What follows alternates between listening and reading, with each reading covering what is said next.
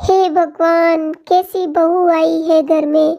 सूरज sir पर चढ़कर आया है। महारानी अभी तक सो रही है। बहू बहू चिल्लाते हुए सुरेखा जी अपनी बहू सपना को उठाती है। सपना हड़बड़ाते हुए उठ जाती है और घड़ी की तरफ देखती है। अरे, अभी तो सुबह के 6 बजे हैं। ये माँ भी ना। मैं मेरे मायके में तो 8 बजे उठती थी, लेकिन फिर भी मेरी माँ कुछ नहीं बोलती थी। और यहाँ 6 बजे उठ जाती हूँ, लेकिन फिर भी सास कितना कुछ सुना देती है। अब सपना उठकर नहाने के लिए चली जाती है और वो तैयार होकर रसोई घर में आ जाती है। उसके मन में एक ही सवाल रहता है कि कहीं सास उसकी गुस्सा ना हो जाए। सपना, कल से तुम 5 बजे उठना शुरू कर दो। जब तुम 6 बजे उठती हो तो रोहन को ऑफिस जाने में लेट हो जाता है। टाइम से उसका टिफिन नहीं बनता है। और रोहन कल कह रहा था कि माँ, तुम टिफिन बनाने में देरी कर देती हो तो मेरे ऑफिस जाने में देरी हो जाती है। इसीलिए तुम 5 बजे उठ जाया करो और रोहन को ऑफिस जाने में देरी भी नहीं होगी। सपना की शादी को अभी 6 महीने ही हुए थे और वह अपनी सास के तानों से परेशान हो गई थी। दरअसल उसका ससुराल उसके मायके से बिल्कुल अलग था।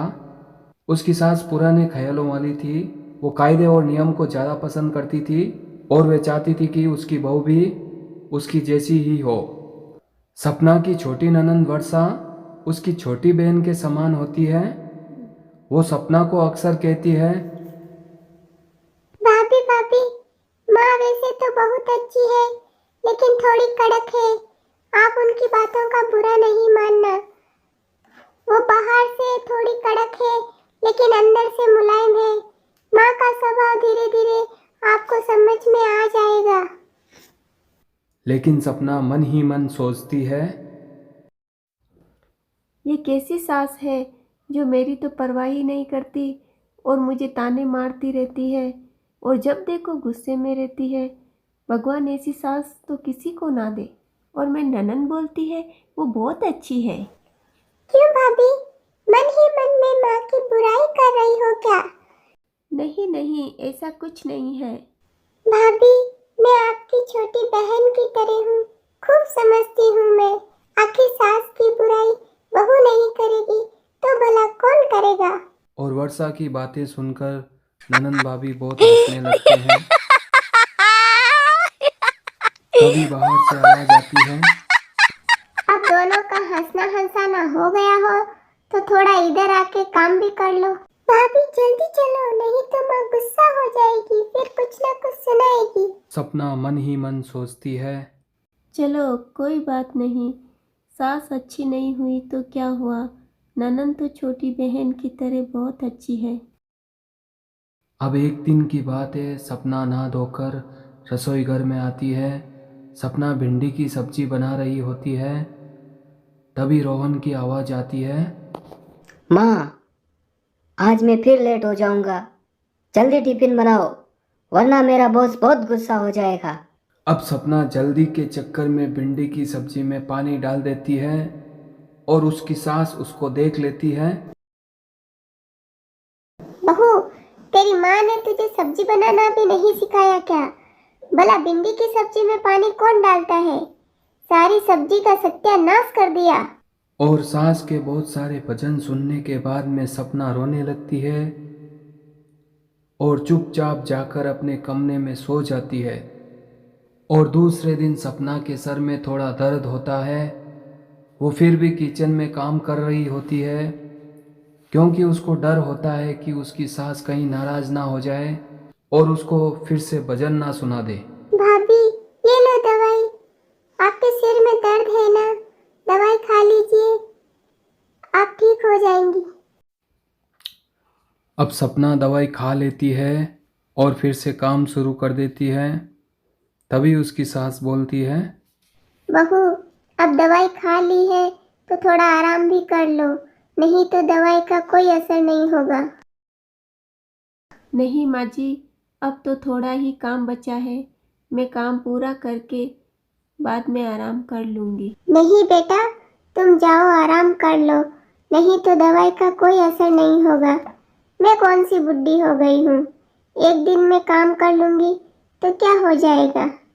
अब सपना अपने कमरे में चली जाती है और दवाई के असर से वो गहरी नींद में सो जाती है। अब शाम में सुरेखा की कुछ सहेलियां और पड़ोसन उसके घर पर आती है। अरे सुरेखा, तुम्हारी बहू कहाँ चली गई है जो तुम काम कर रही हो? महारानी मायके चली गई है क्या? महारानी नाम सुनते ही सपना की नींद उड़ जाती है। अब वो अपनी सास और उनकी सहेलियों की बातें सुनने लगती है। नहीं नहीं, मेरी बहू इधर ही है, उसके सिर में दर्द था इसीलिए वो अपने कमरे में आराम कर रही है। आजकल की बहुओं को तो बहाना चाहिए काम नहीं करने का। मेरी बहू भी 2-3 दिन से बीमार पड़ जाती है ताकि उसको घर का काम नहीं करना पड़े। कभी उसका सर दर्द होता है, कभी उसको बुखार आ जाता है, झूठे नाटक करती रहती है। मैं तो परेशान हो गई हूँ।